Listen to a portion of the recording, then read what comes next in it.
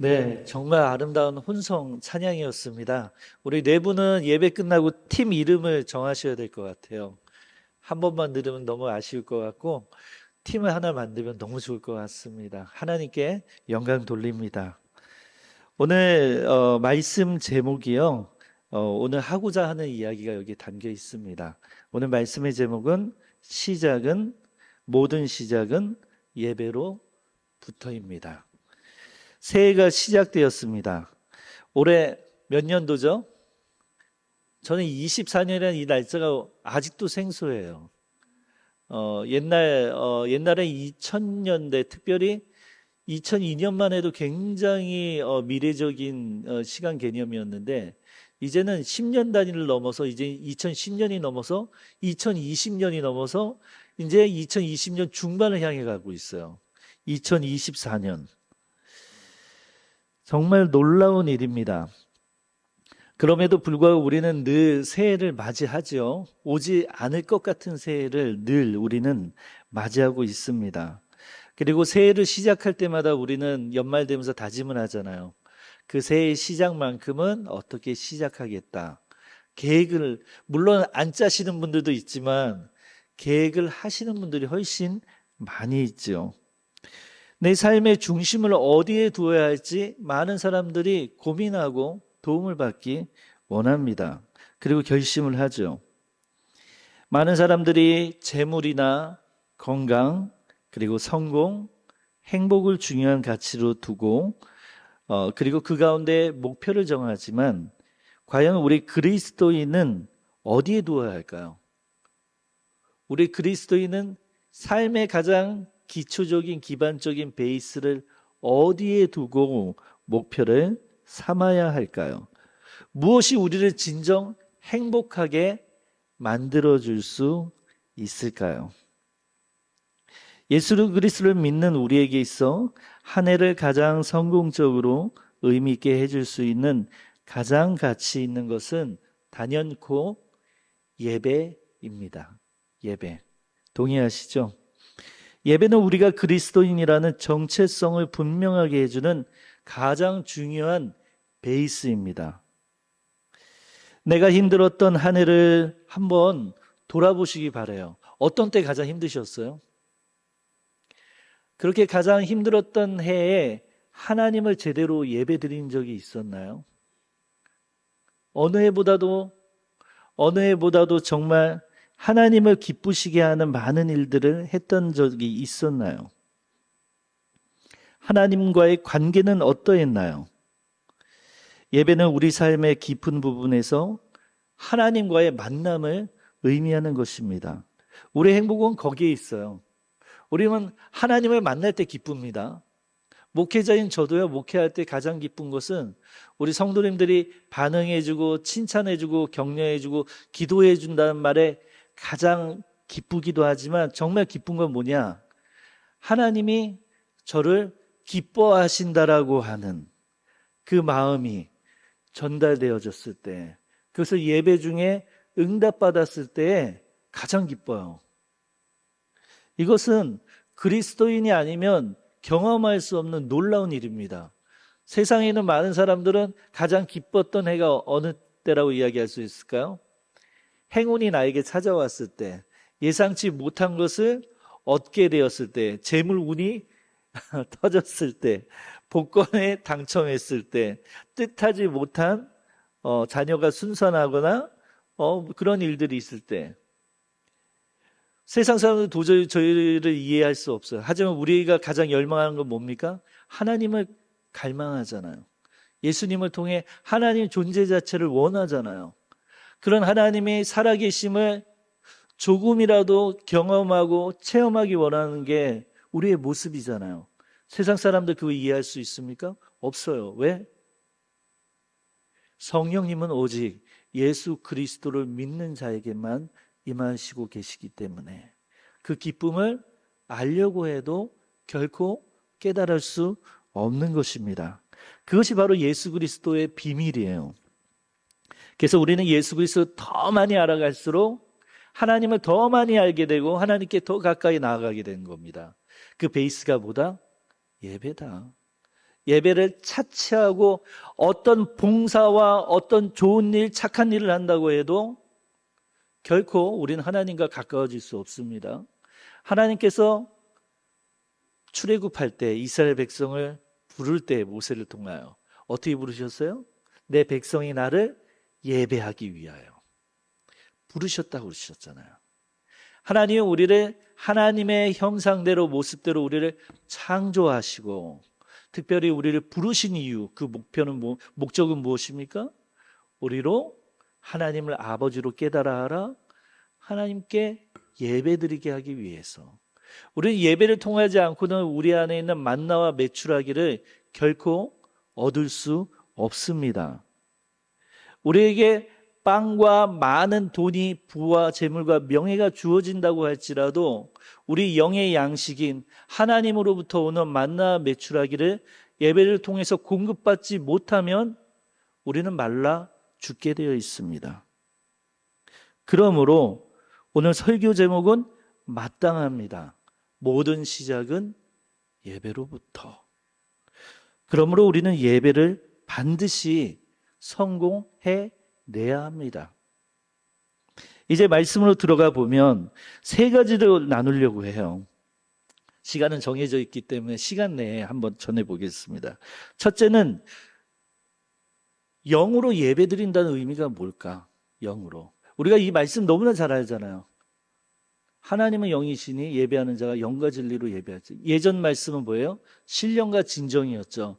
근데 영과 진리로 바뀌니까 느낌이 안 살아 막 이럴 수 있는데 이게 더 정확한 번역이에요. 영과 진리가 바뀌는 게 맞습니다. 하나님께 영으로 드린다는 게 뭐지? 그리고 두 번째는 그렇다면 진리로 예배를 드린다는 게 뭐지? 그리고 세 번째, 일상 속에서 이 영과 진리로 예배드리는 것이 어떻게 확장되는지 그것에 대해서 잠깐 나누고자 해요. 우리가 예배에 대해서 나눌 것 첫 번째, 영으로 예배를 드린다는 의미예요. 영으로 예배드린다는 것은 무엇을 의미할까? 이 구절에서 영이라는 단어 있잖아요. 이게 헬라어로 쓰여져 있잖아요. 그죠? 신약 성경. 우리 눈으로는 지금 한글로 번역되어 있지만 이게 헬라어예요. 헬라어. 이게 영으로 헬라어인데 왜 헬라어로 적혀져 있을까요? 그 당시에 예수님 당시에 제자들이 활동했던 당시에 보편적으로 쓰여졌던 그 문화권의 언어가 헬라어였던 거예요. 그러니까 이미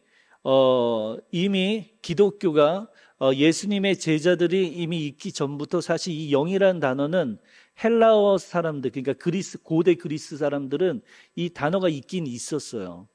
그런데 이 영을, 기독교적인 이 영을 어떻게 이 헬라 문화권, 헬라어를 쓰는 사람들에게 이 말뜻을 전할 수 있을까 해서 사용했던 어휘가 영이라는 표현이에요. 푸뉴마라는 표현인데요. 이 영이라는 표현이 그리스 이 유대 문화권에서는요, 어떤 뜻으로 사용되냐면 원래 있던 단어였던 거죠. 원래 있던 단어였는데 단순한 어떤 물리적인 현실을 넘어서는 것을 의미하고요. 더 깊은 차원의, 그러니까 인간이 볼 수 있고 인간이 느낄 수 있는 그 차원의 세계가 아닌 더 깊은 차원의 어떤 존재와 현실을 나타내는데 이 영이라는 단어를 이 그리스 유대 문화권에 있는 사람들은 사용을 했었습니다. 그런데 그들에게 복음을 전하게 하기 위해서 예수님께서 그들에게 이 진리를 가르치기 위해서 이들의 언어를 사용하면서 이 영이라는 표현을 사용하고 있는 거죠.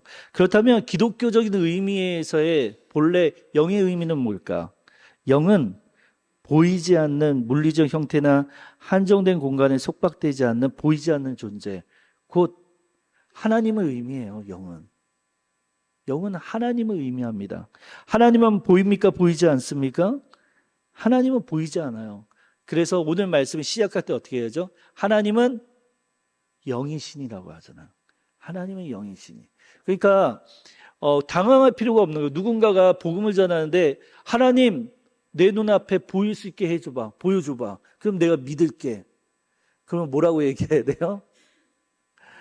성경에 하나님은 영이시니 라는 이야기를 해줘야 되는 거예요. 안 보이는 게 당연한 거예요. 안 보이지만 뭐예요? 보이지 않지만 전능하시고 공간과 시간에 제약을 받지 아니하시는 그 하나님이 계시다라는 거예요. 어떤 형태로? 영의 형태로 있다라는 거예요. 그런데 그런 하나님께서 우리를 창조하고 만드셨잖아요. 근데 우리를 만드실 때 어떻게 만드셨어요? 우리에게 육을 만드시고 우리에게 무엇을 주셨어요? 영을 주셨어요. 영을. 시편 146편 1절의 말씀을 제가 읽어볼게요. 할렐루야 내 영혼아 여호와를 찬양하라. 다시 한번 할렐루야 내 영혼아 여호와를 찬양하라. 시편에서는요 150편에 이르기까지 자기 자신을 부를 때 어떻게 표현해요? 내 영혼아라고 부른 표현이 너무나 많아요. 그 얘기는 뭐예요? 하나님이 나를 육으로 지으셨을 때 그 가운데 중요하게 나를 창조하신 본질 중에 하나가 뭐다? 나를 영으로 지으셨다는 거야. 이 영은 영혼이라고도 하죠. 그래서 사람이 어떻게 구성되어 있느냐 하면 성경에 하면 영과 육으로 이어졌다라고 하거나 영혼과 육으로 이어졌다고 그러죠. 또한 삼등분하기도 하죠. 영과 혼과 육. 여기서는 오늘 설교에서는 그거를 이제 깊이 다루진 않고 중요한 것은 우리의 존재가 영으로 이루어져 있다는 거예요. 영으로 이루어져 있다는 겁니다. 그것은 결코 우연이 아니죠. 하나님께 찬양하고 하나님의 이름을 높이며 하나님의 존재를 발견하기 위해서는 육으로 발견할 수 없다는 거예요. 오직 무엇으로? 하나님의 영으로. 영으로 존재하시기 때문에 하나님이 우리에게 부어주신 그 영으로만 우리는 하나님을 눈에 보이지 않지만 살아계시는구나 인지하고 깨달을 수 있는 거예요. 그러므로 기독교는 또한 체험의 종교라고 하는 거예요. 왜? 이건 신비로운 일이잖아요. 그냥 하나님을 체험했나 보다라는 그런 어떤 마음의 인식 변화 정도가 아닌 거예요. 진짜 하나님이 나에게 말씀하시는 음성을 들을 때도 있고 하나님이 나를 꾸짖으시는 음성을 들으며 놀라서 자빠질 때도 있고 하나님이 내 마음 가운데 깨우쳐주는 그 뜨거운 불로 인하여서 내가 회개하며 하나님 앞에 돌아서는 경험도 하는. 왜? 하나님은 영이시고 우리 안에 무엇이 있기 때문에 영이 있는데 이 영이 잠에서 깨어났기 때문에 누구를 통해? 예수 그리스도를 통하여. 그런데 성경은 이야기하잖아요. 우리뿐만 아니라 이 자리에는 없지만 세상에 있는 사람들, 하나님이 예배하지 않는 사람들도 하나님이 영과 육으로 지으셨는데 그들의 영이 어떻게 돼 있다고 그래요? 잠들어 있거나 죽어 있다는 표현을 쓰잖아요. 성경은. 누구를 통해서만 깨어날 수 있는 거예요? 오직 예수 그리스도. 예수 그리스도를 통하여서 우리의 영이 깨어나서 우리의 영이 마치 해바라기가 무엇을 바라보죠? 해를 향하여서 몸을 돌리잖아요. 그죠? 해를 피하는 해바라기 보셨어요? 말라 죽잖아요. 그죠? 하나님 우리에게 영을 부어주시는 이유는 우리로 하여금 하나님을 만나게 하기 위해서입니다. 하나님이 우리를 이렇게 지으셨어요. 그래서 예수님께서 오늘 이 말씀의 배경은 사마리아 여인을 만난 중에 하신 말씀이잖아요. 사마리아 여인을 만나면서 예배에 대해서 이렇게 표현하신 거예요. 그렇다면 그 당시에 유대인뿐만 아니라 사마리아인들이 예배를 제대로 드리고 있다, 못 드리고 있다? 예배를 의미를 모르고 있다라는 거예요. 제대로 하나님을 예배하고 있지 않다는 말을 가르쳐 주기 위해서 오늘 요한복음 4장 24절의 말씀을 하고 계신 거예요. 예수님 시대 유대인들은 대부분 어디에서 예배 드렸습니까? 오직 성전에만, 예루살렘 성전에만 하나님이 계시다라는 거예요. 그곳에만 하나님이 계시다라는 거예요. 그래서 다른 곳에서 예배를 드리면 된다, 안 된다? 안 된다라고 하나님을 속박했어요. 하나님을 제한했습니다. 그리고 그들에게 예배는요, 정말 중요한 게 무엇이냐면 그들이 정한 의식 그리고 절차를 아주 중요시했습니다. 그들이 정한 장소, 그들이 정한 방식으로만 예배를 드려야지 그게 예배라고 정의를 내렸습니다. 예수님은 그게 틀렸다라고 사마리아 여인을 통해서 가르쳐 주시는 거예요. 예수님은 예배가 단순히 성전에서 이루어지는 외적인 행위가 아니라 영으로 드린다는 것은 곧 어느 말이냐? 하나님이 주신 우리의 영이 예수 그리스도로 깨어져서 우리의 마음에서, 우리의 진심에서 하나님의 뜻을 발견하고 따른다는 것입니다. 하나님의 마음을 알아서 하나님 앞에 그 사랑을 우리가 예배 중에 체험하고 발견하고 그 사랑의 마음을 경험하여서 그 자리에서 하나님 앞에 헌신하며 결단까지 이어지는 것. 그것이 진정한 예배라는 거예요.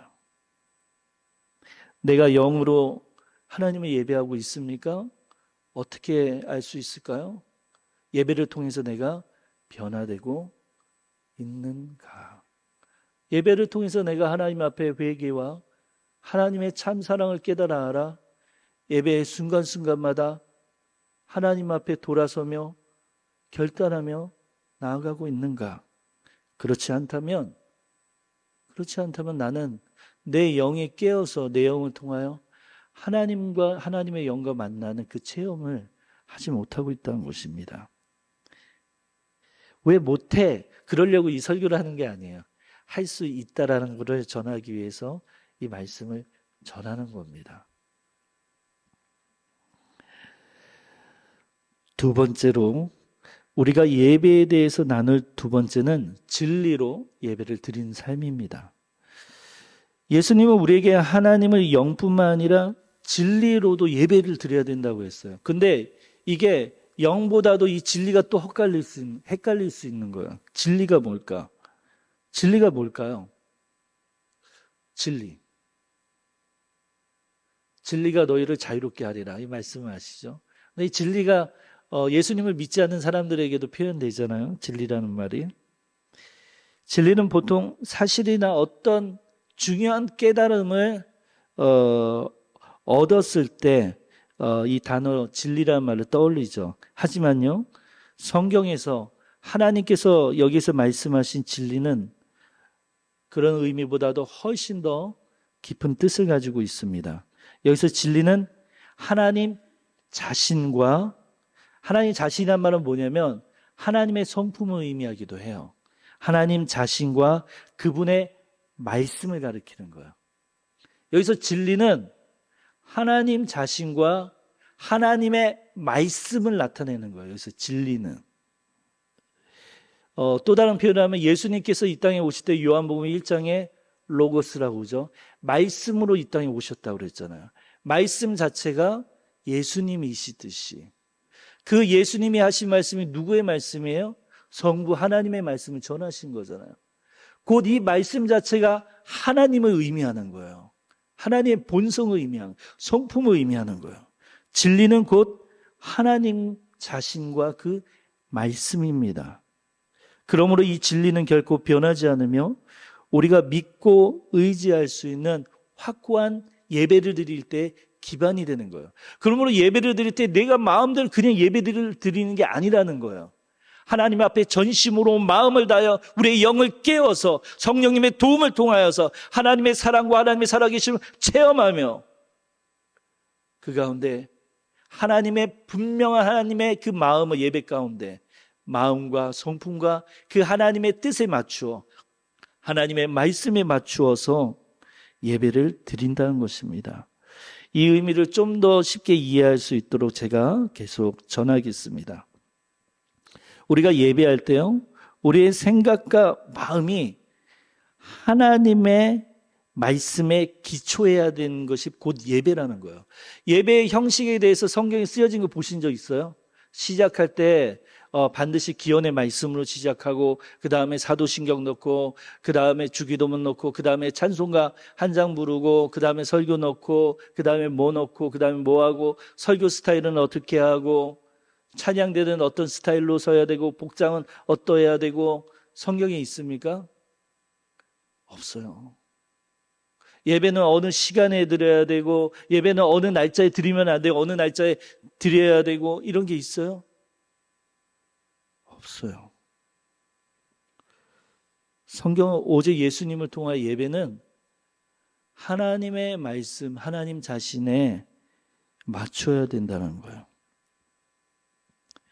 예수님 당시 유대인들은요, 하나님의 말씀과 하나님의 본성에 따른 그 마음을 이해하기보다는 자신들의 곧, 이게 중요한 말이에요, 자신들의 전통을 중요시했어요. 그러니까 하나님의 말씀을 도구 삼았어요. 누구의 뜻으로 예배드리기 위해, 자신들의 마음대로 예배드리기 위해서 하나님의 말씀을, 하나님을 도구화시킨 거예요. 자신이 도구가 된 게 아니고, 예배의 도구가 자신이 된 게 아니라 주종관계가 바뀌어서 내가 예배의 주인이 된 거예요.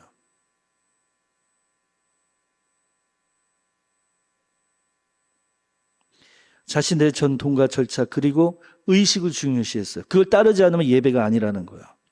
하나님께 예배를 드린다고 하면서 사실은 자신들이 하고 싶은 대로 마음대로 한 것이죠. 하지만 예수님은 우리에게 외적 형태를 넘어서는 진리의 예배를 지금 가르치시는 거예요. 이것은 하나님의 뜻과 말씀을 중심에 두고 하나님의 마음을 알아, 아버지의 마음을 알아, 자녀로서 온전히 아버지께 예배드리라는 거예요. 말씀대로 예배를 드리라는 것입니다. 오늘날 우리도 하나님께 예배를 드리는 방식 중 일부는 예수님 당시 유대인들과 같은 실수를 반복하고 있습니다. 뭐가 그럴까요? 그 외로 세 가지를 드릴 수 있습니다. 첫 번째, 형식적인 예배. 두 번째, 전통적인 의식. 세 번째, 개인적인 선호에 따른 예배예요. 첫 번째, 형식에 집착하는 예배는요, 외적 형식에 큰 중점을 들죠. 예를 들어서 예배의 순서. 예배 순서 왜 이렇게 짰어? 이 교회 예배 순서 왜 이렇지? 난 이렇게 여태까지 예배 순서 드렸었는데 내 스타일이 아니야. 이거 찬양대 수준이 왜 이래? 찬양대 스타일이 왜 이래? 음악 스타일은 왜 이렇고? 내가 즐겨 부르는 찬송만 해야 되는데 내가 익숙한 찬양을 안 부르네? 그리고 복장이 왜 저래? 그 모두가 성경에 적혀 있지 않는 이야기들이에요. 우리는 어떻게 보면 우리 안에 교회라는 전통의 이름으로 예배를 제한시키고 자유롭게 하나님 아버지 앞에 온전히 하나님의 마음을 느끼고 그 성품을, 그 뜻을 발견하며 하나님의 말씀에 기초한 예배를 드리고 있지 않습니다.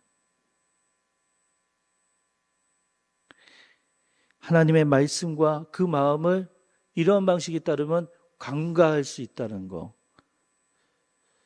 그리고 개인적 선호에 따른 예배는 너무나 심각한 상태입니다. 내 개인적인 취향이나 선호에 따라 예배를 선택하고 참여하고 있는 비중이 늘어나고 있죠.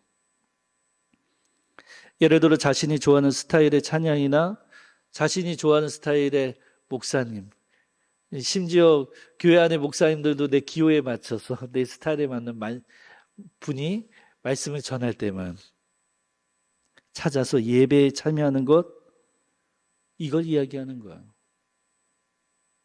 예배의 주종관계가 바뀌었다라는 거야. 우리는 하나님을 도구로서, 예배하는 도구로서 하나님이 우리를 부르셨는데 우리를 출애굽시키시고 우리를 자유케 하시고 우리를 구원케 하셨는데 우리는 도리어 주종관계를 받고 하나님을 도구 삼아, 내가 주인 삼아, 내가 찬양받는 예배를, 내 마음에 드는 예배를 원한다는 거야. 너무나 무서운 일입니다. 너무나 무서운 일이에요. 이 말씀 준비하면서 너무나 저는 무서움을 느꼈습니다. 왜냐, 이 얘기가 이젠 더 이상 먼 얘기가 아니거든요.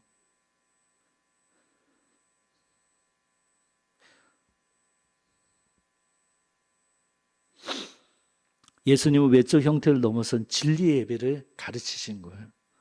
이는 하나님의 뜻과 말씀의 중심을 두고 하나님의 마음을 이해하며 그 말씀대로 예배를 드린 것을 의미합니다. 하나님의 말씀을 중심에 두는 예배는요, 성경의 말씀을 깊이 있게 함께 묵상하며 함께 봅니다. 그리고 그 가르침에 귀를 기울이게 합니다. 설교, 기도, 찬양 모두 그 형식이 중요한 것이 아니라 누가 하는 것이 중요한 것이 아니라 이 존정 가운데 하나님이 우리를 예배자로 부르셨고 우리를 통하여 영으로 계신 하나님이 진리로 예배받기를 원하신다는 그 사실을 알아서 그저 하나님을 예배하는 것만으로 우리 가운데 충분하다라고 고백할 수 있는 성도들의 모임의 예배, 그것이 진리로 예배하는 것입니다. 진리로 예배를 드리고 있다는 증거가 있어요. 무엇이 나타날까요? 내가 하나님의 성품대로 변하는 거야. 내가 하나님의 성품대로 얘기했잖아요. 진리로 예배드린 거 하나님의 성품 본성을 나타낸다고 그랬잖아요. 나의 성품이 하나님의 성품으로 변화되고 내 마음에 사랑이 가득 차라고 내 안에 은혜에 대해서 감사의 고백이 내 삶에 넘치게 됩니다. 예배는 단순한 형식이나 의식을 넘어서 이렇게 하나님과의 깊은 관계를 표현하는 우리에게 가장 중요한 시간입니다.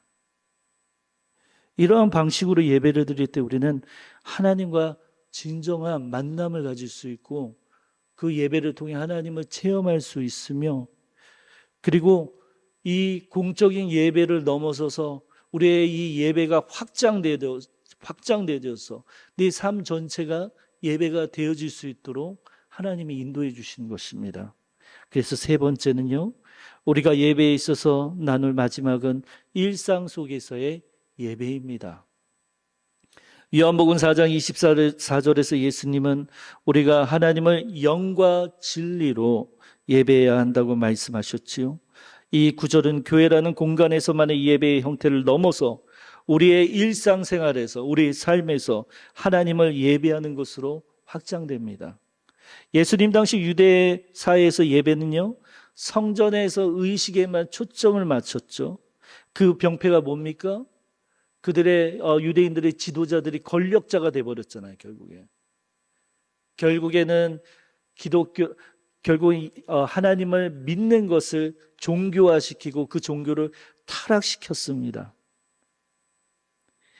예수님은 우리에게 온전한 예배, 영과 진리로 드린 예배를 가르쳐 주시고 그리고 삶 가운데 이것을 예배를 확장하도록 인도해 주셨습니다.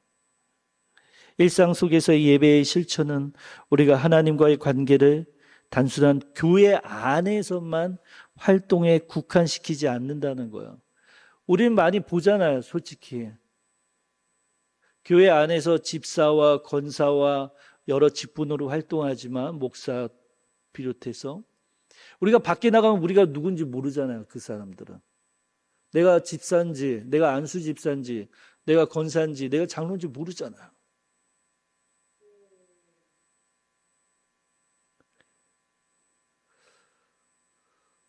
이 얘기는 뭐냐면 제가 예전에 한번 이런 경우가 있었죠. 제가 이제 목회자다 보니까 이제 시작을 신혼살림을 월세로 시작했어요.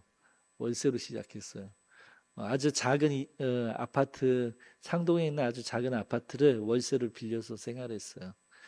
그래서 다른 교회로 이제 전임을 가게 되면서 이제 그 자리를 비우게 되는데 이제 마지막에 세금을 계산하잖아요. 그래서 세금을 다 이제 그날 정산을 했단 말이에요. 근데 그 집주인이 와서 하는 말이 몇십 원이 안 맞는다는 거예요. 전화해 보니까.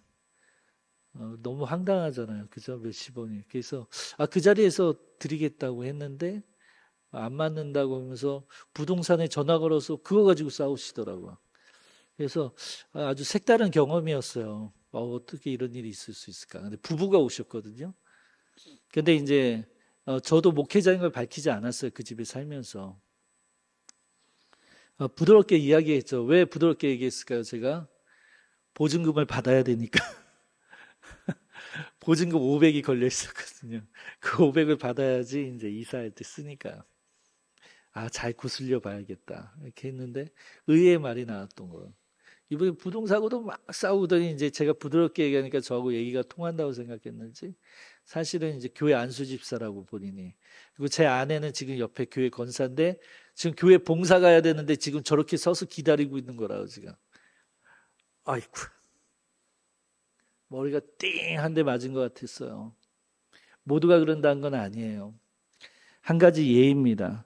우리의 예배는 반드시 우리 삶으로 확장되는 거예요. 우리가 영과 진리로 하나님을 예배드리고 있다면 우리가 하나님을 만남으로 체험함으로 우리의 성품이 변화되어지고 우리가 사랑과 은혜 속에서 그리고 주님의 공의와 정의로운 삶을 살게 되어 있어요.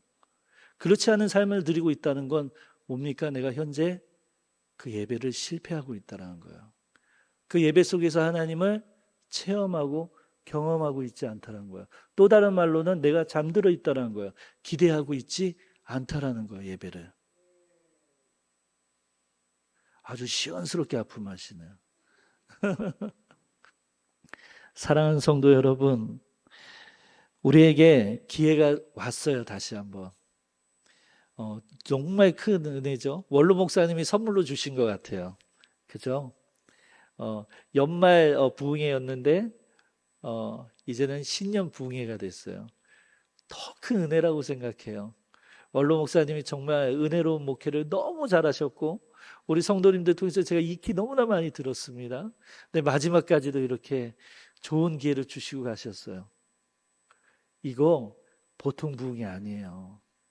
뭐 신년 만에 하는 부흥의 의미가 아니에요. 원로 목사님 장례 이후에 드린 예배예요. 원로 목사님과 정말 오랫동안 성공적인 목회 활동을 정말 은혜로운 신앙생활을 했다면 우리 대강교회 성도님들이 이 사실도 자각하고 있어야 돼요. 이제는 새로운 위임 목사님과 함께 새로운 목회 가운데 함께 동행하면서 위임 원로 목사님하고 이 목회를 아름답게 계승해 나가면서 이 부흥회 가운데 계기를 만들어야 되는 거예요. 저는 부목사인데도 불구하고 우리 대강교회에 있어서 지금 이 부흥회가 너무나 중요한 의미로 다가옵니다.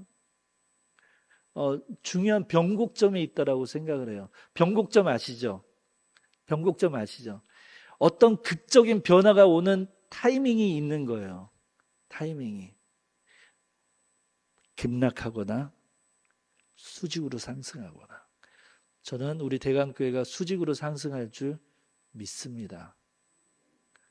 너무 약해. 수직으로 상승할 줄 믿습니다. 정말 그래요. 저 대강교회 온 거 행복하거든요. 하나님의 뜻과 의미가 있기 때문에 훌륭한 부교육자분들도 있고요. 많이 배우고 있습니다. 우리 성도님들에게도 많이 배우고 있어요. 부족한 게 너무 많더라고요. 제가 한 해를 되돌아볼 때에도 올해도 새롭게 하려고 다짐은 했습니다. 그런데 이 부흥회를 통해서 저도 은혜 받고 하나님을 체험하고 하나님 앞에서 큰 힘을 얻기 원해요. 우리 성도님들은 어떠합니까? 참여 안 하실 분 안 계시죠? 참여가만 중요한 게 아니라 마음이 준비되어 있어야 돼요. 어떻게? 모든 시작은 예배로부터 하나님께 영과 진리로 오늘 선포되어진 이 말씀대로 내가 무슨 말인지 다 깨닫지 못하더라도 이 말씀을 하나님께 드리면서 참여해 보시기 바랍니다. 꼭 하나님을 깊이 체험하시고 하나님 가운데 큰 은혜, 가정뿐만 아니라 개인뿐만 아니라 우리 교회에 큰 복과 부흥이 오기를 소원합니다. 제가 마지막으로 쓴 시 있는데요. 시간이 없어서 이건 생략하고 기도하겠습니다. 주님, 하나님의 사랑으로 불타오르는 삶을 예배를 드리는 우리가 되게 하여 주옵소서. 진정 깨어있어 영과 진리로 주님을 예배하게 하시고 우리의 마음이, 우리의 삶이, 우리의 모든 것으로 하나님을 경배하며 찬양케 하여 주옵소서.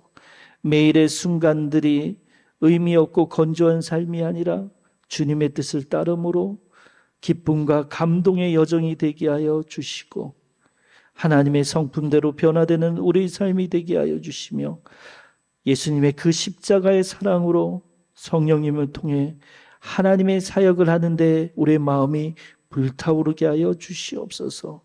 우리의 마음과 우리 행동과 모든 것이 예수 그리스도 십자가 안에서 하나가 되게 하여 주시옵소서. 이 모든 말씀 예수 그리스도의 이름으로 기도합니다. 아멘.